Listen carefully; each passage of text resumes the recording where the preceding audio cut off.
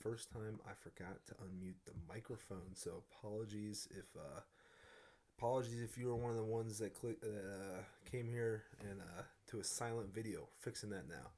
Anyways, just breaking down my favorite workout. Call it the Atlas lift as a little nickname. Why? Because we're hitting some of the biggest and most visible muscles in the body. It's a secondary pressing day, right? Upper body day. It's gonna leave you feeling and looking like you can hold the weight of the fucking world above your shoulders. Um, so that's why we're doing it. So, like I said, the best workout of the week is my secondary pressing day. What does that mean? It's a shoulder and triceps focus, right? Primary pressing day, we're hitting chest and triceps. Usually going to be your bench press, right? Today we're doing an overhead press, and my personal favorite lift, which is probably why I like it so, or like this lift so much.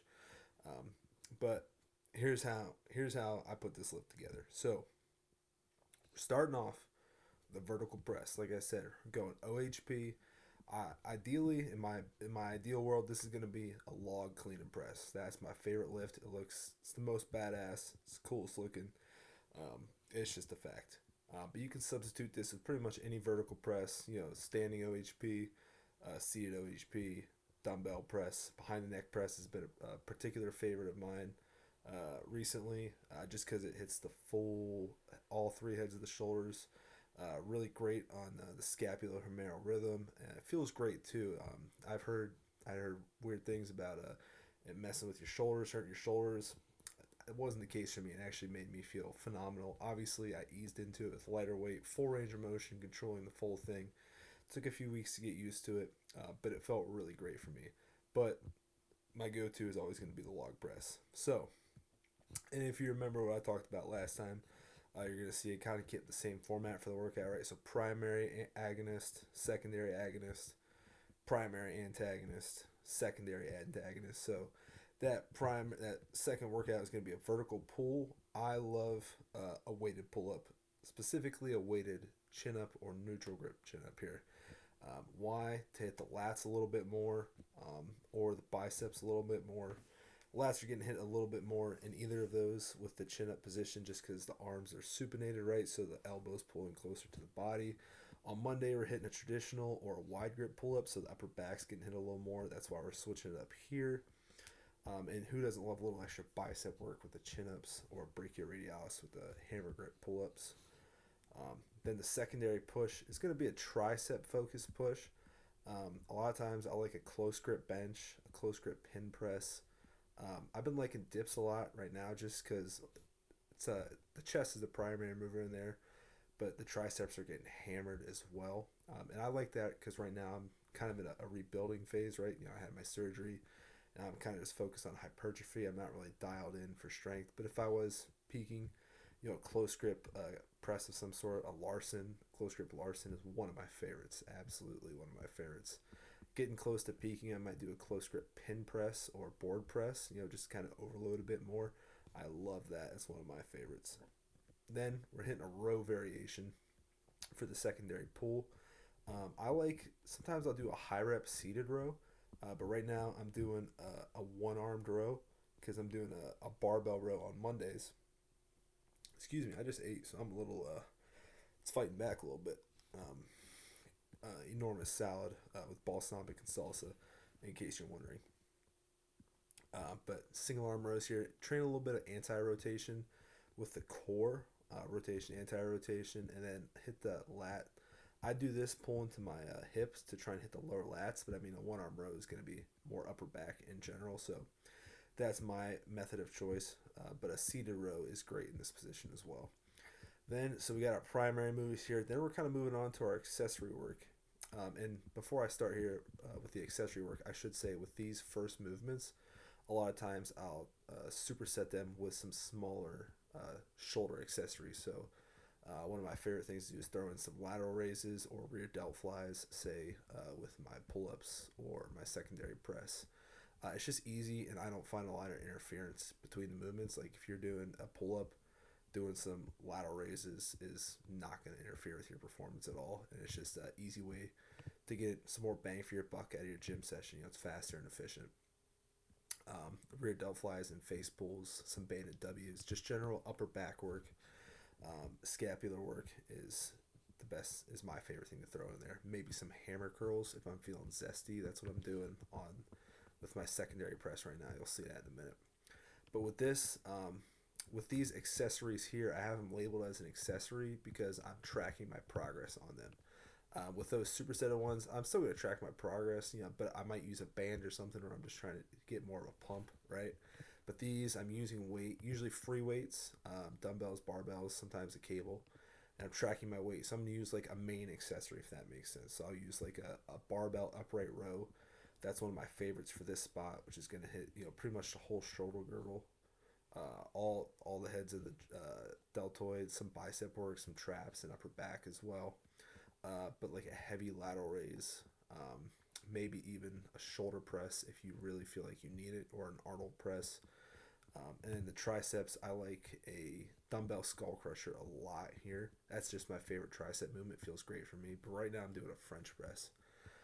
These should be heavy, should be working real hard. And I'm going to do probably a similar progression to my main movements, where I'm just either progressing weight or intensity.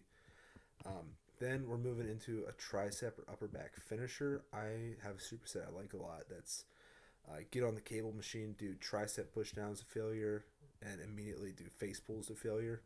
I find that just hits everything you need for your pressing, your stabilizing, and your lockout work there. It's just brutally effective, and it's very quick. And it's I haven't found much that beats that for a finisher. And then ab rollouts. This is my favorite ab exercise because it kind of trains a lot of things at once. Right, you're stretching the abs, but you're also training the bracing component. And it puts them in a really compromised position, in probably the most lengthened position. You look at the lever arm. I mean, you're completely flat, so that's one of the most stressful positions for your abs. You're holding up your whole body weight, so it's just kind of full body strength and bracing as well.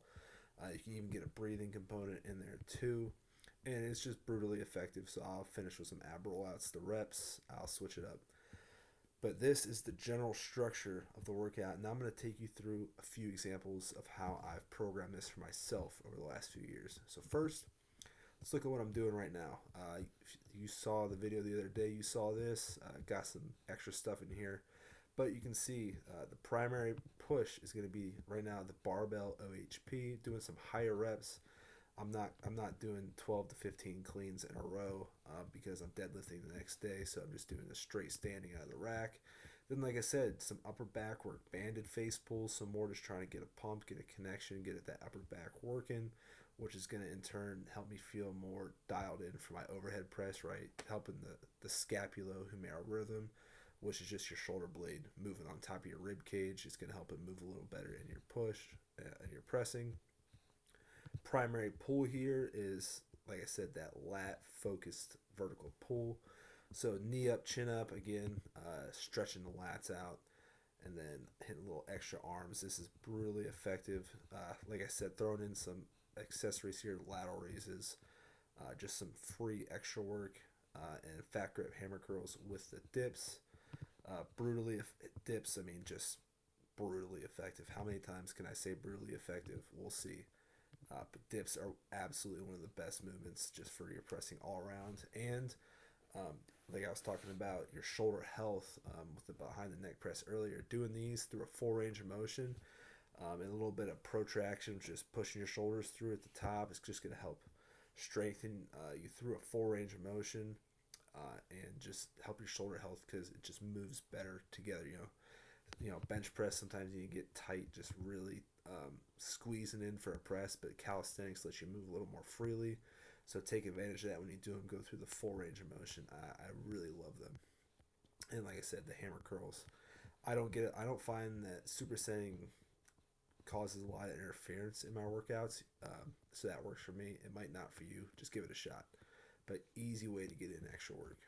Then, like I said, doing the single arm row here and supersetting with the French press. I don't love supersetting these two things because I'm trying to progress them both with decently heavy weight, but it works for me for the time. And ab rollouts, not doing as much of an upper back finisher here, but still getting that triceps burnout here. Again, really just trying to fatigue the triceps as much as I can. Right, we hit them with two presses. Then we hit them with isolation. Usually I like to do at least two isolations, but we only got them once here. So now we're just trying to get maximum fatigue. Here, triceps make up 2/3 of your upper arm, so hitting those hard is a priority for me. Finished with some ab rollouts, and I have some stone carries on this day too. Now, looking at another program I ran, this is the program I was running when I lost 100 pounds, right? So, kind of a bodybuilding focus, just in terms of, maintaining muscle on the way down. Um, so, here, I was in week 4 of the program. I was running the behind the neck press. Like I said, I think this is one of my favorites as a main. I've done it as a finisher too, to get more out of less weight, but as a main movement, I found great effectiveness for it as well. Again, with all these movements like the dips, this really any movement that's might be a little new to you, you got to progress into it. Not necessarily slow, but control through the full range of motion. Take a couple weeks to get used to it. Don't just dive bomb into it. It really, when you're doing a new movement, it should take a couple weeks before it really becomes challenging for your actual muscles. But doing some high reps will let your soft tissue, your tendons, your ligaments adapt to it and give you the range of motion you need to do it. So boom, behind the neck. Then I was doing wide grip pull-ups, right? Hitting the upper back and giving the lats more leverage at the top, right? Wide grip pull-ups are also the hardest variation. Have a lot of carryover for strength, so I really like them a lot. In this case, I was doing them for total reps. So I was just going as much as I could. Um, I was just doing as many reps as I could each week, and then trying to beat that over 4 sets the next week. I found that to be a really good way to just get in volume and get it in fast. The 1 minute rest times, the EMOM, not the best overall. Nothing beats weighted pull ups, but if you're on a time crunch, doing them on the minute, as many as you can, is kind of a cheat code for just getting in cheap and dirty volume. Again, throwing in some rear delt flies just for some free volume. Here I was doing some for the secondary push, close grip deficit push-ups. Again, carrying the themes of the secondary push being a tricep focus, going through a big range of motion, really just trying to develop, similar to a dip, similar to a Larson press. This was interesting. I didn't love it, but I did like it. So something I'll come back to, maybe not as a main movement though. Again, supersetting the lateral raises. Here I was doing some seated rows for my secondary pull, easier on the lower back because I had actually had a full back day the day before this. So just managing fatigue there. Then the upright rows, superset with some banded triceps. There's that tricep upper back superset. And this, for the finisher, is actually a really interesting idea I got from a guy on YouTube. His name's Bald Omni Man. It's the idea of a cluster set. You've probably heard of it. It's density training, right? So a lot of times we think progression in terms of doing more reps, doing more weight. Well, this is doing I guess more reps, but taking the main factor here that you're progressing is time. So you're keeping time the same, but in these 5 minutes, I'm just trying to do more reps. So I would just pick a weight and an attachment. So say I'm doing the V bar. I have 5 minutes with 50 pounds.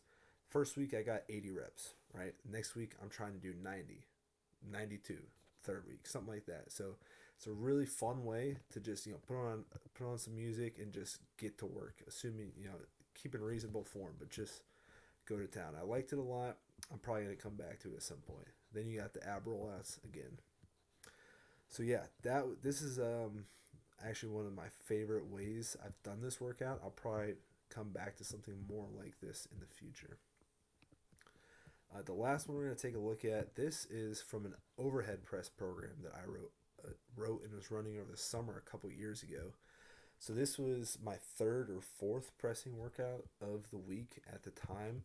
So I was keeping it a little shorter, kind of just going lower reps to reduce the amount of fatigue, right? Just don't want to do that many reps. I want the ones I do to be effective.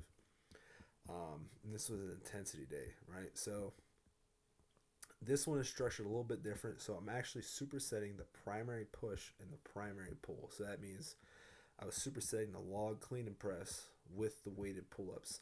And I actually like this. Like I said, it was like I was the end of the week. I was pretty tired. And it probably is not optimal, right? Supersetting these two together, but I didn't find that I lost that much performance. I probably would have gained a little bit more by resting in between, but doing a heavy log clean and press straight to the weighted neutral grip pull up kind of almost made me feel more dialed in for both. Especially with the log, it's a neutral grip anyway, so I felt like those neutral grip pull ups kind of warmed me up for my heavy log sets. So that's an idea that's not necessarily by the books, but I'll probably come back to it, and it just saves a lot of time, right? Because you're not resting 4 minutes in between each set. Then I was supersetting kind of the same thing here. The dips with the seated rows, dips, I mean, are just unbelievable. If you progress your way to dip, it's try and progress your way to dip and not grow. If it happens, get back to me. And then seated rows again, just for the fatigue management. I switch up my grip on this a lot. Just depends on what feels good.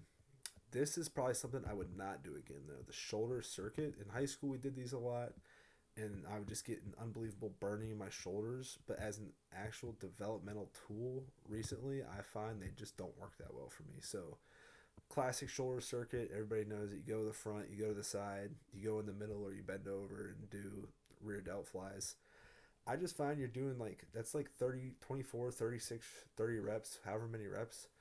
It's just hard to one pick a weight that's gonna get you right where you need to be for failure. And it's hard to progress too. Hard to standardize your form. I mean, the burn is gonna be unbelievable. So if you want to do it as a finisher, fine. I just probably wouldn't use it as a primary accessory that you're tracking as a growth metric because just I don't think is that reliable or effective. I would probably switch this out again. And then for the finisher, I was doing a giant set here. No abs at the end because this is like my sixth day of training. I was hitting abs earlier in the week, but this giant set, hitting some heavy shrugs for the upper back, some banded push downs of failure, and then some hammer curls, just hitting the supporting musculature of the arm as well. The heavy shrugs are something I actually like, just using weight that's probably heavier than you can do. You need to cheat a little bit. That's really going to stretch out the traps, and I find that the traps just respond to abuse like no other muscle. Like you can just the best way I found to train them is do an unbelievable amount of reps or an unbelievable amount of weight to stretch them out, right? Because I mean, they're built to help literally hold your shoulder blades onto your body while you're carrying something heavy. So just stressing them to the max that way, I found to be really effective. I say try and stay strict here, but that was before I did them and actually found out what they felt like.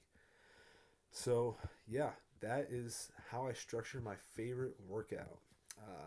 Again, excuse me, that's a lower back exam, not the workout. So that's my favorite workout. Hopefully, you can take some of these concepts, you can take this template and try and fit it in, use it to fit it into your own workout routine or build something similar to it that you like. Try it out. Hopefully, you like it. If you don't, tell me why. If you do, tell me why. But yeah, again, this is brutally effective because it hits all the major musculature of the upper body, and in particular, it focuses on the delts, triceps, the lats, and the upper back, and those are some of the most visible muscles of the upper body, especially wearing a shirt, right? I mean, you can't see your abs if you're wearing a shirt, but you can always see your traps, your shoulders, pretty much always your triceps. So when you hit this workout, you're just gonna leave the gym one feeling feeling absolutely jacked because you just lifted enormous weight over your head. But you're also gonna leave the gym looking stacked because you got a pump in the most visible and biggest muscles of your upper body. So it's really just a perfect combination for feeling like a fucking Greek god. So that's my TED talk on why this workout is so great. Hope you give it a try, and I hope you have a great day.